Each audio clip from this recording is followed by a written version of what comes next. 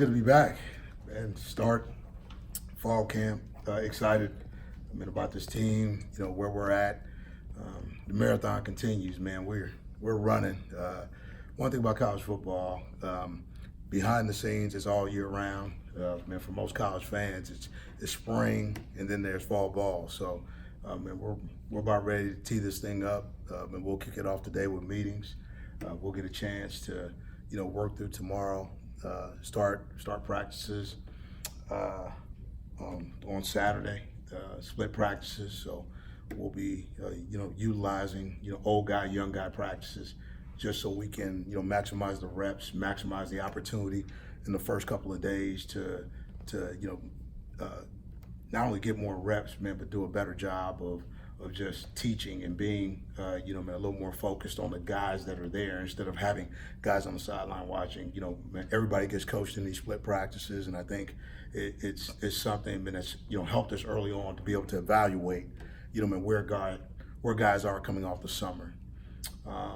As I look at this football team, a little bit, I need to address a couple of things. Let's talk about practices. Our first couple of practices, we'll be offline, in terms of what we do, but we'll get a chance to get back in front of the media once we, get into half pads, on Monday, and then, full pads.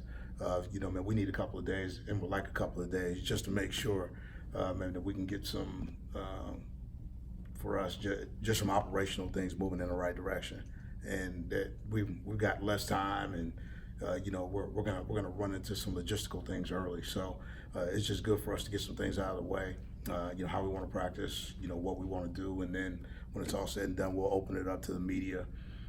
Quarterbacks will be off limits, until I give, some context to that. I just want to make sure for these guys that they're about practice right now. They got to make sure that they worry about what they need to focus on, and I'm going to take a lot of pressure off these guys and let these guys just compete and have some fun. But you'll be able to understand exactly where they are. Hopefully you get a chance to watch practice. Hopefully you get a chance to talk to some of their teammates, but I'm sure their teammates will talk more about, where they are than they will about the quarterback battle. That's going to happen. It's part of it. It's a great thing to be a part of.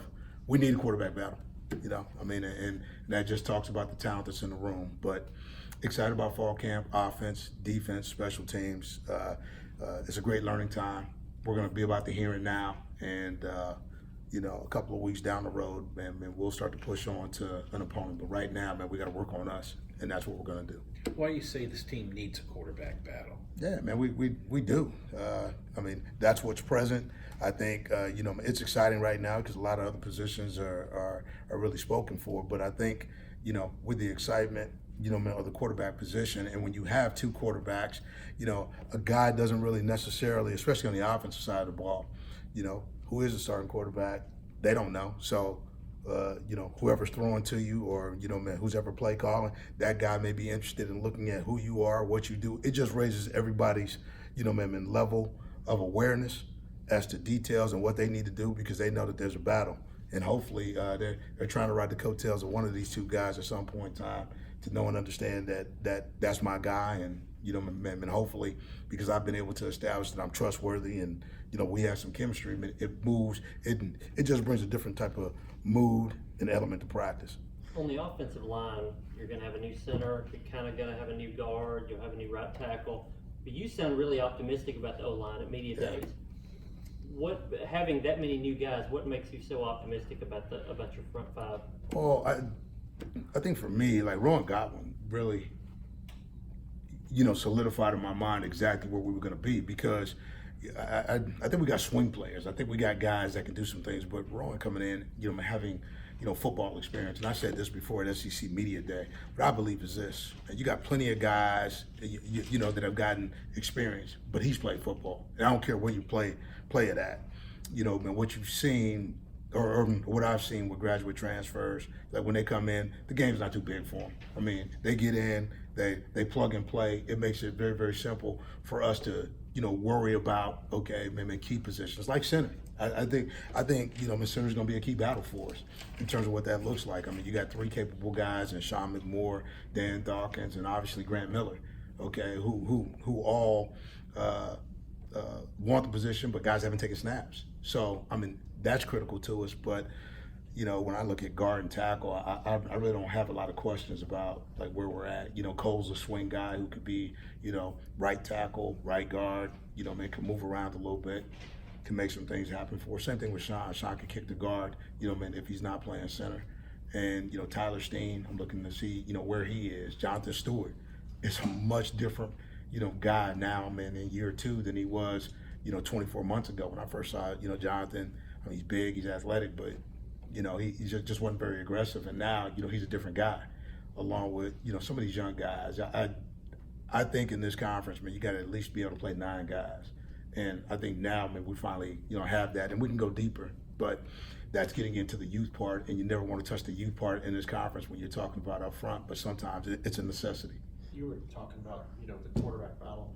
Do you and Coach Godowski have a plan? I mean, is it like dividing reps 50-50, or do you let the hot hand a little bit? Or it's not about hot hand. It's about divided reps. It's about being able to have, adequate reps, man, to be able to talk about production and leadership. Here's the thing. There's got to be a high level of believability, because here's the thing. How much are we actually going to tackle in camp?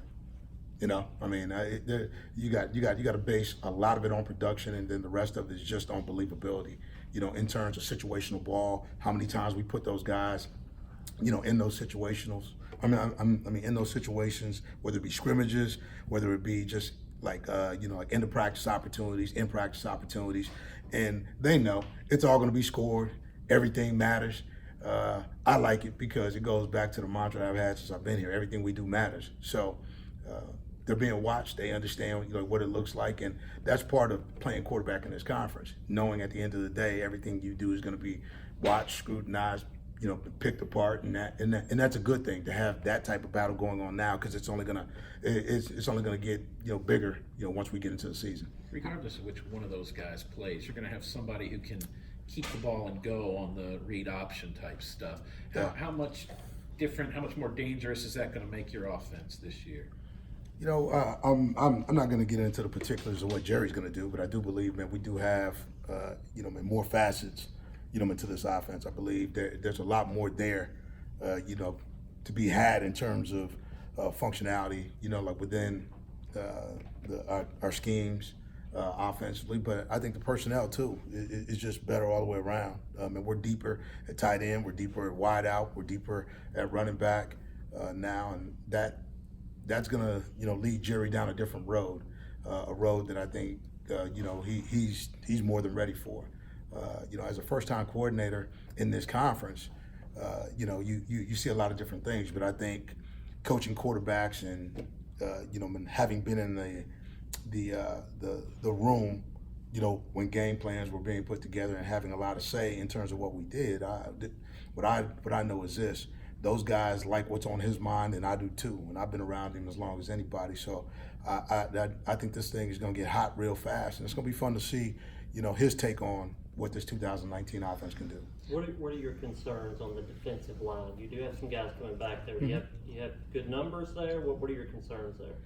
I think I've talked about the numbers. You look at Birchmeyer, Ted, Parrott. You look at where we are with Brandon Maddox coming in. We've got young freshmen on the block that may be able to play for us. And as well, you look at Malik Langham and an opportunity there. Possibly. We're working through the process of what that looks like. But I think this could be as deep a defensive line all the way around as we've seen in my time here, and not just with bodies, but with size, athleticism, and rotational depth. Eddie Zen Turner coming in as a grad transfer, big 300-pounder, man, who can play inside, man. It gives you an opportunity, man, to really get big when you need to get big and try to stop the run, because stopping the run is what we have to do and earn the right to rush the passer. And when you start to look at new guys on the block like Elijah McAllister, 6'6", 260. When's the last time, man, we've seen that? Stephen Weatherly? You start to talk about size, speed, athleticism, depth. I think we just have more of it, and adding guys like Dante, Carrier Williams. You start to look at what's happening on the other side with Cam Watkins and Elijah Hamilton and Randall Haney and Alan George and Tay Daly, Frank Coppett. A lot of guys got a lot of experience. But now the inside backers are the ones that have to solidify this thing. In my opinion, it's got to be a front seven game. Sorry. Yeah, go ahead. New coordinator, new quarterback. How much does it help having Kalijah, Key, and Jared back to help with this offense? I mean that's sort of the given in this. I believe because of those guys, I mean, we're a different football team, and I think people have recognized that. But here's the thing, man, we got a lot of work to do. These guys have made not only their position groups better, man, but they've made man, our defense, man, they've made a difference just in terms of level of maturity. Watching those guys practice and hit the field, and seeing how these guys have led throughout the summer, and really checked in with me versus me having to check in on them. They've been more proactive than reactive, and I think that's when you've got the right group. They understand how important the young guys are. I mean, that investment's been huge. I mean, we got a good crop of young players here, but these guys have grabbed those guys, made sure, man, that they understand, what a Vanderbilt man is, how we've handled or how you handle yourself, and I think that's why the summer has gone pretty smooth, just in terms of, not a lot out there. So with that being said, now we transition into the second phase of it, which is fall camp, and those three will be key to how we go. But when it's all said and done, everybody knows that those guys can produce. Now what they got to do is be ready to be schemed, because they're going to get schemed, in the death. But I think it's harder when you have three guys versus two. With those three, going back to January, they've sort of been the faces and the voices of this team. They were with you at media days. And how have they done in that role? And how comfortable you think they've been doing that? I mean, they're night and day. They had a lot of football agenda items to get better at, but I think how they've grown as people, the maturity of a Jared Pinkney, where he was in terms of being able to address the media, 14 months ago versus where he is now. What he understands about his team, his brand, his impact, his influence. I think you can say that to all those guys. Keyshawn Vaughn was very reluctant to talk to anybody, and I think now, he knows that it's not about him. I mean, it's really about, the guys around him, and, how he influences this team will impact, how we go or how far we can go and what we do. Same thing with Kalijah. Kalijah was, very, introverted, 8 months ago, and now, when you sit down and talk to him, he can talk to you about his teammates, their goals, his goals, and how those things are integrated, and really, what's on the horizon for this group. You brought in Jason Tarver a year ago. What over the last year tells you that was the right decision? I think what we saw towards the end of the season, I mean, even though the bowl game didn't go the way we wanted it to go, I thought what you saw was, what you had seen, in years prior when I took over, and the idea of playing your best ball at the end of the year for the most part. And he's grown, coming from the NFL, coming back from the NFL, and coming into this environment, you can make a lot of assumptions, about the SEC, but only when you get into an SEC schedule and you're having to make the calls and looking at the depth of the roster, and and having to adjust your schemes and making sure that what you want fits what these guys can do. I mean, those are all lessons that have to be learned. You can't talk anybody through it. And I think he learned it in spades. And I think with that, the recruiting changed quickly. Man, we sort of turned faces to look at maybe some older guys like in our process, and making sure, too, that there wasn't a lot of change.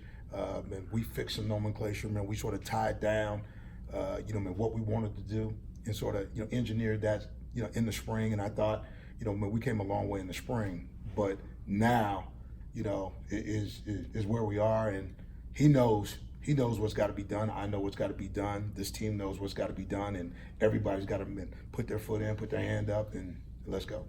You've talked about the defense having the potential to get back to the 2016 level. Yeah. Where do we see that? Is that sacks, turnovers, rush defense? Where do you think that materializes? It all starts with rush defense. I truly believe that you got to be better in rush defense to earn the right to rush the passer. If you're doing that, we have to play less snaps.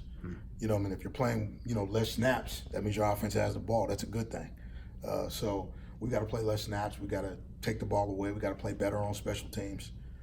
And so I think all of it is interconnected. We have to play, like what I like to call, connected football. This thing's got to be complementary. It can't just be about one thing. Our offense is going to do what they have to do defensively, man. We just got to make sure we stop the run. And if we stop the run, third down, gets better. Okay, man, because they're playing behind the sticks. Opportunity to rush the passer gets better, and field position gets better. You said you're going to have old guy, young guy practices. Are those two happening at the same time on different parts of the field? Or are you doing two completely different practices, or Two separate practices. Okay, I mean, you start with a black unit, and you have a quick in practice that's more skill based, more red zone based. As we start, and then you have an intermission, which is special teams. Because then you bring out your other group, and that group goes through special teams together, and then you send the other group in, and then you start practice with the next group. So again, it's about individualized time instead of just having guys watching. Man, we want guys, being able to take the coaching, take the reps, and not have to sit there and just be on their feet all day. These practices are short, fast, quick, and about acclimatization. So that's what they talk about, the acclimation process and where we are. So let's go. You lost an elite corner to the draft in Mm-hmm. Jawan. How do you go about replacing him? Do you have a guy on that roster who can approximate what he did? Cam Watkins, Dante Williams. That's what it comes down to. I mean, we lost one, got two. I'll take that. Last time I checked, two's better than one. And I know how good Jawan Williams has been, but we needed experience, and I think we got it with, a young man who played in A+ games at Wisconsin, and then you talk about, another young man who's had the opportunity, to play in the Big Ten. So two guys, man, that have experience competing with guys that are already here. Elijah Hamilton has waited his turn. College football is a junior senior sport. My man's, close to 6'2", 209 pounds, can run, but hadn't been able to put it all together. And I thought I saw flashes this spring that looked like, what they're supposed to look like. So now looking at him, Alan George, and all the guys that I talked about earlier, I just believe, man, that we're better, not because we lost Jawan, but because we were able to add, pieces that are mature enough, along with the guys, man, that have gotten experience, giving the secondary a chance to be pretty good. you've mentioned the grad transfers. Do you expect this year, sort of going forward, to be typical, or is this a big number this year and maybe it's just one or two a year going forward? We're going to do whatever we can to bolster this roster. Obviously, in next year's class, man, we only have 16 scholarships available. So that puts you in a pretty good position. But that also says, man, that we've done a pretty good job in terms of retention. And getting older and being able to have guys grow through our program. So I think what you always have to do is look at your roster at the end of the year, who's gone, who's here, and understand or try to project, what's needed. If you need maturity at a certain position, let's make sure, man, that's where our focus is. Let's not just look at like high school players, man. Let's look at guys that can bring in, games played and invest in maturity, because you may need it. You talked about the offensive line and bringing in Godwin, and you moved Clemens inside and outside, and had some pieces that you'll count on maybe that haven't been there. At what point do you become worried about cohesion and getting the same guys lined up in the same spot next to each other to get them ready for the opener? That's what we're starting to build, man, as camp starts. Okay, you always start with the idea. I mean, especially in these split practices, and we're going to have some split periods, like in practice where both units are running the same thing, and Cam's actually getting a chance to work combos on two different fields in some of these team periods, and I think what that does, man, it allows him to look at in some game rotation, opportunities, with quarterbacks and with a different tight end or maybe a different tackle or a different guard or a different center. That's what you're looking for. it used to be where, you used to look at practice and it was just, okay, well, we're going to do team, and it was, 6 plays on, 6 plays off. Now, with some of the split stuff, even in our full and half padded practices, we'll still have a team period where, you'll have a certain group over here and a certain group over here, and both groups are getting the same reps, so you're able to coach off the film and see whether or not guys can truly play together. So I think that's an advantage, for us, what we see, where we've been, and where we're trying to go. One more question. I know you talked about this at media days, but what's your timeline then for picking that starter, and when, sooner the better, I'm sure, but when do you want to have that guy decided on? Somewhere in the middle of camp, somewhere, maybe on the other side of the middle of camp. I'm not going to set myself to a date. I believe this much. I believe that there's got to be enough time, for the chemistry and cohesion, like to take place, with our offensive guys, and just being able to know, okay, who's 1 and who's 2. But you know what? If I got to draw it out a little longer, I will. So I'm not going to stick to a timeline. I'm just going to let the players, tell me exactly where we need to go. Let's get it. Coach, thank you very much. Thank you. Thank you, Derek. Thank you.